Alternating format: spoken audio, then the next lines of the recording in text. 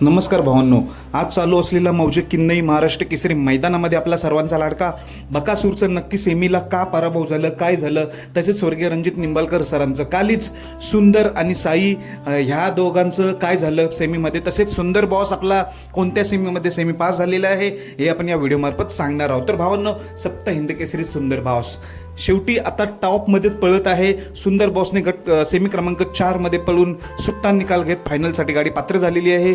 सुंदर बॉसला फायनलसाठी आणि गुलाल तर मिळवलेला आहे. फायनलसाठी सुंदर बॉसला खूप साऱ्या शुभेच्छा. आणि स्वर्गीय रणजित निंबाळकर सरांच्या नावाने ओळखला जाणारे नंदी म्हणजे सुंदर आणि साई तोडकर यांच्या दावणीला आहे. संतोष तोडकर.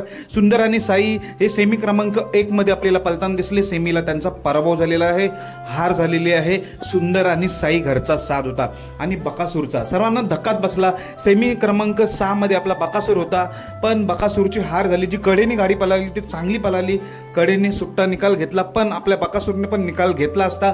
पण झालं काय, सुट्टीला आपला बकासूर पडलेला आहे. सुट्टीला गाडी पडली, त्यामुळेच हा हार झालेली आहे, हा पराभव झालेला आहे सेमीला.